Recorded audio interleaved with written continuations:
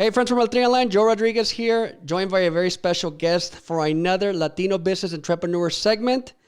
This time I'm joined by Alberto Ochoa, also known as Beto. Beto, what's up, man? How are you?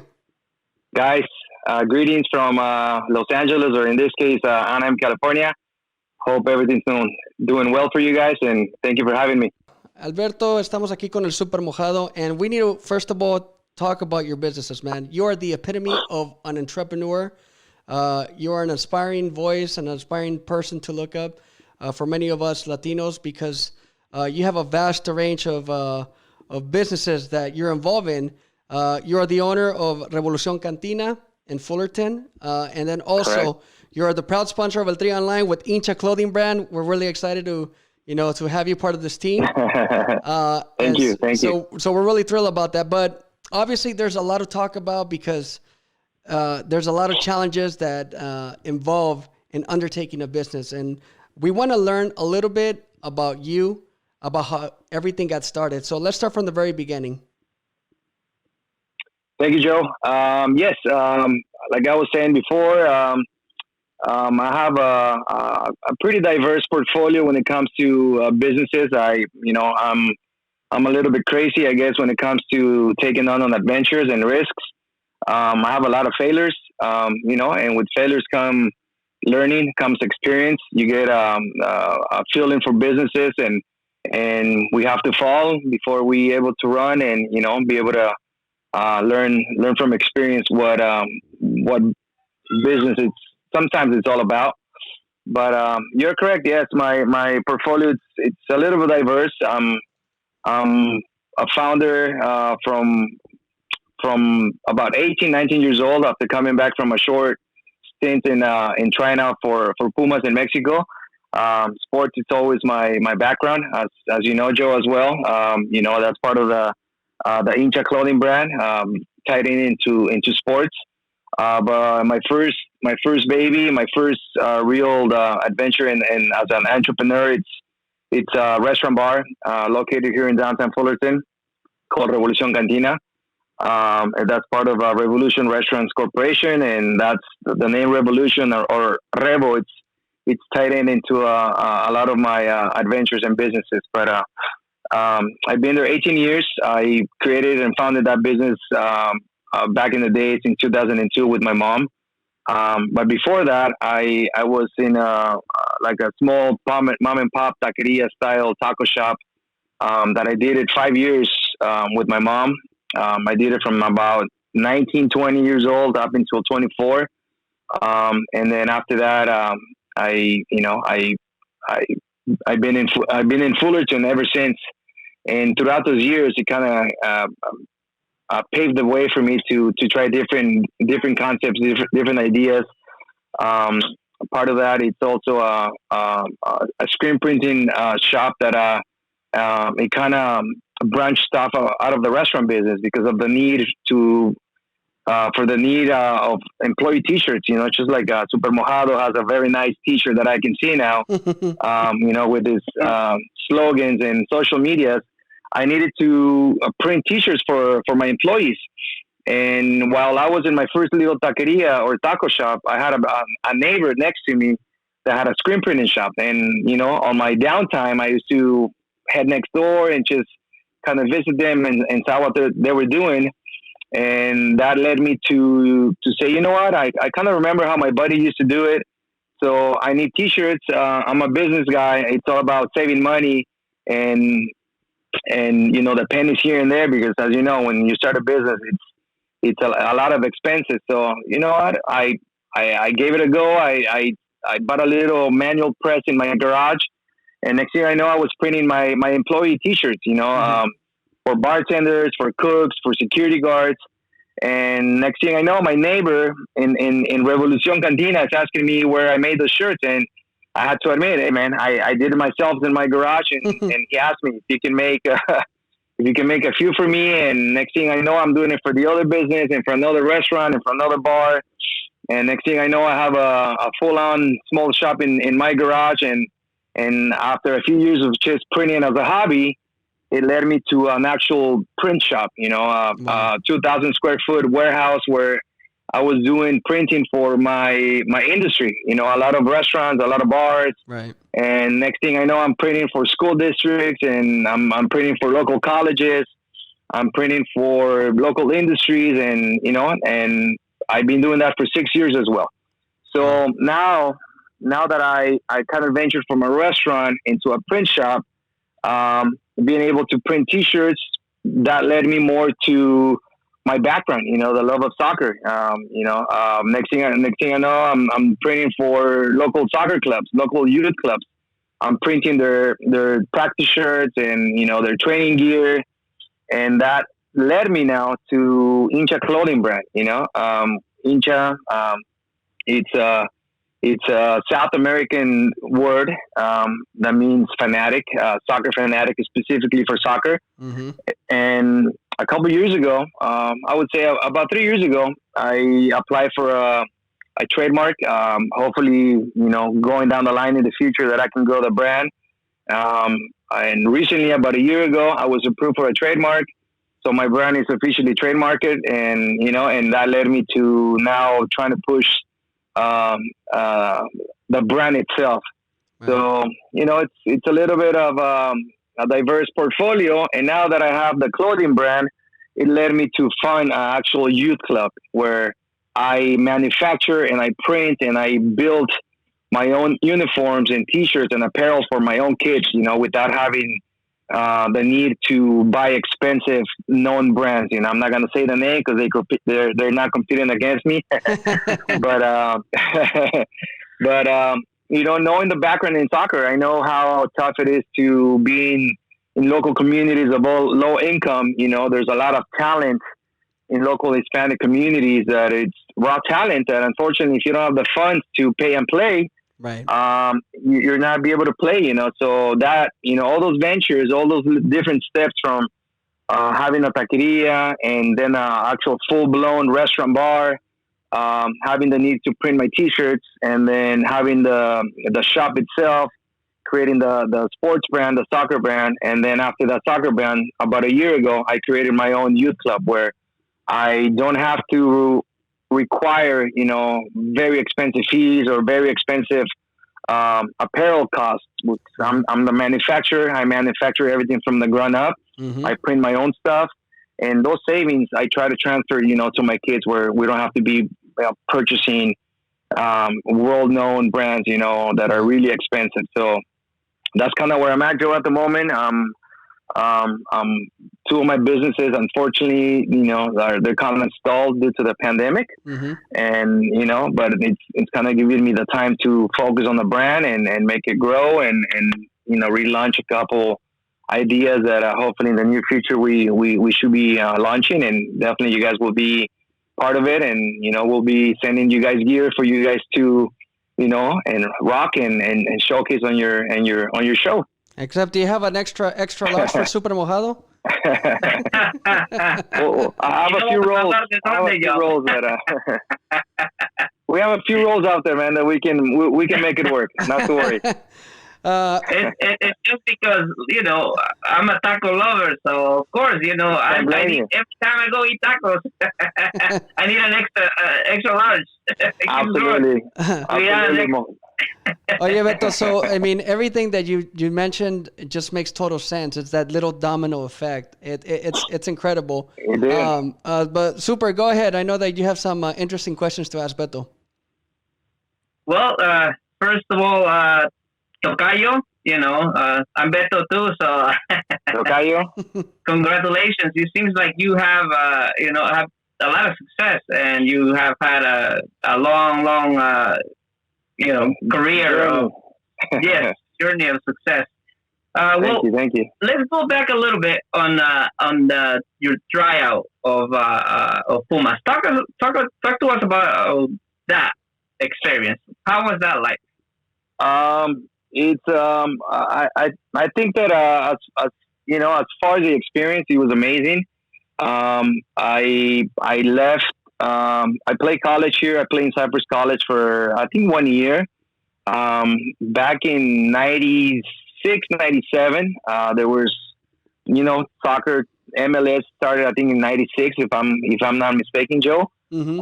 So the level of high competitive soccer, or in this case football, it wasn't growing as much as it is right now. So Yeah. me looking for other adventures, I just went for it. I made a few phone calls, and I showed up at a Pumas Cantera. They told me how it was, how it works. If you're the newbie, you go all the way down in Cantera, you train in the dirt field, and from there, just like they said, if you can prove that you can earn stepping onto the grass field, and then now those are the little steps that you have to go through. I was out there. It was rough. It was tough. A lot of talent in Mexico. It's unbelievable. Once you get there, it's the amount of talent that it's coming out of those canteras. Atlas, Pumas. I can name a few. It's crazy. Jugadorazos everywhere, huh? Jugadorazos, and for me, I was a goalkeeper. So the moment that I showed up, Campos was the first goalkeeper, man. You can imagine watching this guy on TV, and next thing I know, I have him on the field next to me. It was surreal, it was just crazy. Obviously, I didn't train with the first team yet. They sent me to Pumas Naucalpan, Segunda. A really good friend. It's actually a good friend of mine now, Jerry Galindo. Kind of took me in, showed me the ropes. He was living in Casa Club back then. I'm not knowing anyone. He took me under his wing. He was already he made his debut in '97, so he was already first couple months or first year in the first team. But he was still living in Casa Club, because he was originally from Cuernavaca. So his brother as well was making his his pro debut into the first and second teams. So they were very nice. They took me in, they helped me out. They gave me some advice. I went to my trainings on my own on the separate teams that I was sent to, and it was quite of a challenge. But the experience, I would not trade it for anything. It was amazing. I was there for a year and months, just hustling up and down and being sent to the lower divisions for training. Made a couple stints in the first team practices, and it was just amazing. Just watching Campos, just as goofy as he is, and fun, and just raw talent. It was amazing. It was just a very, very, very nice experience overall. You talked about. Unfortunately, I didn't. I'm sorry. Yeah. Go ahead. Finish. I said, unfortunately, just knowing how tough it is, I just did my best. Just being in a Pumas jersey, stepping into Cantera, stepping into the Ciudad Universitaria Stadium, and just being in the facilities where I always been a fan, and for them to open the doors and actually give me a chance to even train, it was amazing. It was a unique experience, that's for sure. It sounds like an incredible experience. So, I can imagine that a lot of lessons were learned there as well. Now, you talked about challenges, right? Because you faced many of those there. Going back to your business, let's talk about like some of the biggest challenges and obstacles that you faced along the way. Can you name some of those? Absolutely. The first and most is when opening a business is the funding. It's the money part. You have this vision, but sometimes you don't have the financial support, to do it. That's the first. You see other successful restaurants and bars, and you can't just snap your fingers and be at the same level as them. You gotta start from the ground up. So the first challenge is definitely the funding. The funding for a business, and not knowing anything about it. Basically not knowing how to build it from the ground up. You gotta hire an architect, and you gotta submit plans to the health department and the city, and then be rejected and being told that that's not how you do it, and then having finally passed that process, and then having to hire a general contractor, and just the general contractor, that's a different beast. Just the money thing. It was incredible. I did unfortunately have a horrible experience with the general contractor that I first hired. He ended up taking up with the money. He left the construction site 3 months in, with just piles of dirt, and $100,000 check, completely gone, not knowing where he was, and starting all over again without no money again. It was tough, man. It was really tough. So my initial, I think 6 months that it was planned for the general construction, it took me well over a year to actually be able to complete a 3 to 6 month construction planning. It was rough. It was really scary, not knowing what was going to happen, if I was actually being able to even complete the concept, the idea. And 6 months passed, 7 months, 8, and next thing you know, I'm close to a year not being able to open, being underfunded, owing money, and it was not a pleasant experience, when it comes to opening up your first big restaurant and having all these issues happen, right off the bat. So it was quite scary. Well, that was quite a challenge right there. It was. Yeah. I can't imagine. Now, tell us about like the business. Now, what makes your business different than the rest? Because we know being in the restaurant business is just the competitive, challenge is just also huge. No, you're right. I think what makes me different than my competitors, specifically in downtown Fullerton, that I stuck to my concept. I stuck to my beliefs, my roots. I didn't try to be seen as a copycat of anyone. I started with my own concept since day one. I brought my own clientele. I brought a very diverse clientele. And that's what kept me going, being different from somebody else. I tried to be, my slogan for the Mexican restaurant, or in this case, the bar, was a real Mexican experience, I had I actually had a guy dressed in a luchador mask like you, Super Mojado, and do the whole Cancun experience, the whole TJ style, where, take a shot and they whistle and loud and they shake your head, and people really enjoy that. I wasn't here for the traditional, waiter with the full on with the bow tie. I was here for the crazy, fun, Cancun style, Acapulco style, Tijuana style. I even called my Taco Tuesday, Tijuana Tuesdays, just for the reason that I wanted to make it fun and quite enjoyable, and definitely have a crazy experience when you went there. So as years passed, more and more competition started arriving in Fullerton. Just imagine, when I got there in 2001, 2002, there was probably about 3 or 4 bars, restaurants, cantinas or bars in this case. Move forward to 2020, and there's already about 20 plus restaurant and bars that popped up in Fullerton itself. Wow. So I want to think that I was a pioneer in the business itself in Fullerton. There were like dueling pianos, that type of concept. And now every single bar and restaurant that has popped up in Fullerton that is doing something similar as my business, we're all doing the DJ thing, the music, the bar, the atmosphere, that big, energetic, concept. So I guess, if I want to take credit for that, I'll take it. But it's definitely been quite a challenge trying to stay relevant, and fresh. And now there's so much competition coming in. You have to kind of reinvent yourself a little bit, as much as we have to. Even my menu is different. I call it a urban kitchen. I don't want to be a traditional.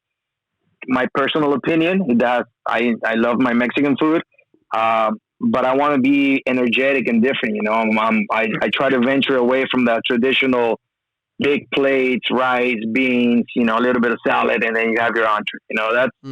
That's fine. It works somewhere else, but not for me. I want to be, fresh, energetic, serving metal trays and wood planks and, short portions and things to share. So, you know, I'm still reinventing myself. I'm still learning. Even though I've been close to 23 years in the industry, you know, I'm still learning, and I don't know. I don't have all the answers to every single thing that it's popping up in other concepts, which I love to, you know, read and find out what other businesses are doing and try to learn from that. It's always, you know, it's always a learning experience for sure. Yeah, I can attest. I mean, I was a regular attendee of Revolucion back in the day. Back in my younger days, super. Back when I used to go bar hopping.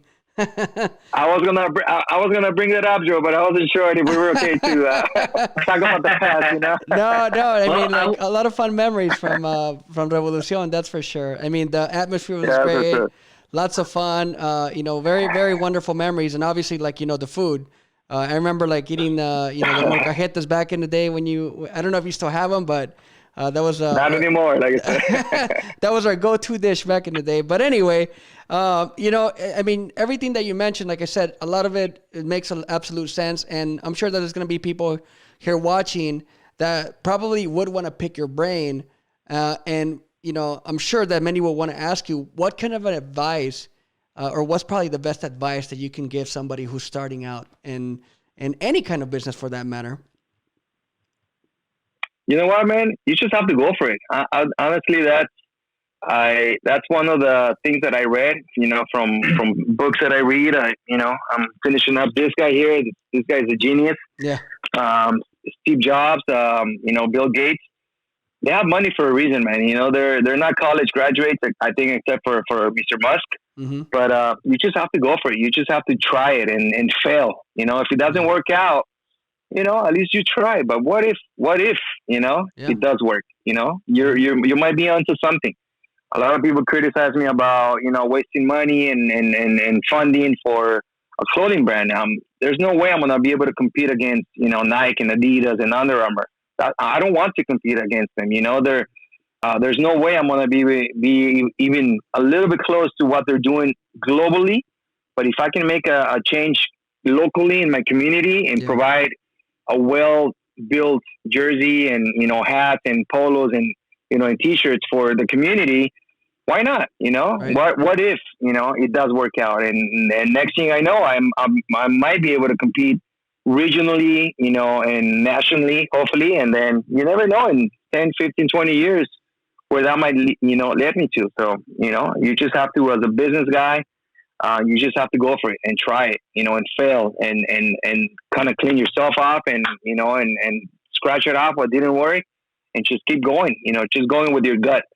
That's what I would advise anyone that is interested in building a career in business or as an entrepreneur. You just have to go for it, you know, just have to find out what's going to happen. And if it works out, great. That means that you're planning, you're organized, and you're doing it. And if it doesn't work out, you just start all over, you know, you just have to go for it. Just do it. Super. You need a big gut, dude. You need a big gut. Follow your gut. Right? Yes. You got to start our own, you know, business over here in our garage. Oye, pero con ese gut que te cargas, I'm sure that you'll be able to lead and create a lot of businesses, Super. I said gut, not belly, eh? You see, I was already excited. I'm like, oh man, I'm gonna have so much success. I already have the gut. No, it's awesome. Man. You just have to go for it. Again, congratulations, you have a lot of success. Now tell us, you have multiple businesses. How many people, or around how many people do you employ? Counting the people that I have involved from the restaurant, from the bar, the shop itself. I have designers. I have people that help me print. To the actual soccer team, you know, the soccer club in this case. I have coaches. I have. Give me 1 second, guys. I don't know if I got cut off there. No, you're good. You're good. I probably employ about 60 people altogether. You know, from cooks, servers, busboys, security guards, bartenders, cleanup crew, then to the shop, designers, printers, embroiderers, then for the actual soccer team or the soccer club, coaches, wow. It's quite a diverse group of people that are I'm grateful to have him on my corner, on my side. That's for sure. Hey, Beto, and obviously, like you mentioned, I mean, diverse group of people, right? Talk to us about the importance of being able to contribute so much to your community. It's just you just gotta do your part. Your little small part in this world. I wish that I could do more. I try to give back to my community as much as possible. I donate stuff from the speaking of the restaurant or the bar. Every year I hold an annual golf tournament. Just try to get my vendors involved and all my loyal customers and whoever wants to participate. And all the funds that we raise, we donated to the local Boys and Girls Club. And for the last 3 years, I think I donated to the WTLC, which is the Women Transitional Living Center. It's like a midway house for women women going through some difficulties in their life. So it's quite fulfilling when you know that you're doing the right thing for people that really need it. And then this year, I hope, and I'm planning to do a nonprofit part of the Hincha venture, where we collect, used soccer shoes, used gloves, used goalie jerseys. As you know, a lot of kids grow through their soccer shoes quite fast. I have 3 boys that play soccer, and I think I was probably using, 3 or 4 soccer cleats or soccer shoes every year per kid, and they're going through it so fast.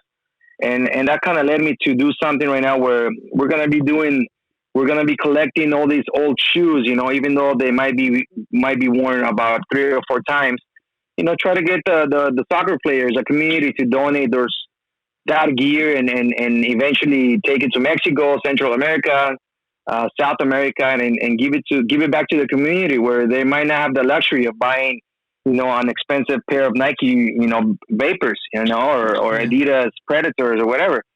So that's part of the next phase. Hopefully, once all this COVID and all these protests, are kind of over, that was part of my planning for 2020 to get into the nonprofit and donate to those communities that really need it.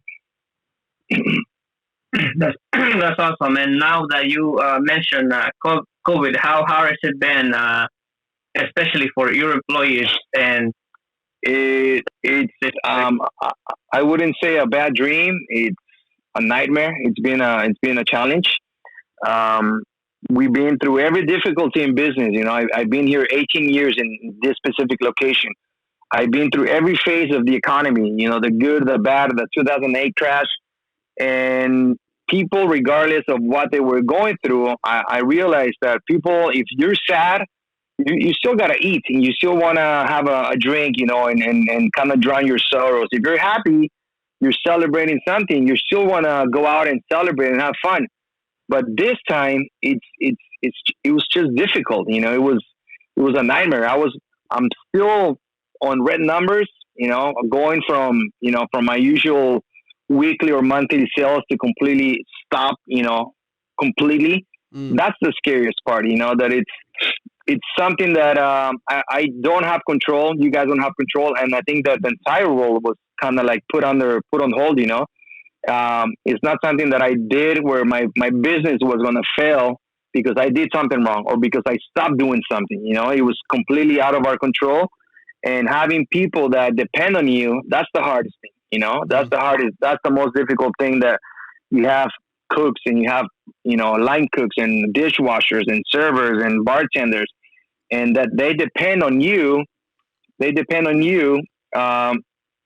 And all of a sudden you are completely shut down, and it was quite overwhelming, man. It's still scary. I've been open for a week again. Starting, I think last Tuesday was my first day that I reopened for dining with limited seating, with a lot of guidelines, a lot of guidelines, the restrictions set in place by the health department, by the local city, and it's not the same, But we hope to get through this sooner than later, and try to be up and running, as normal as possible.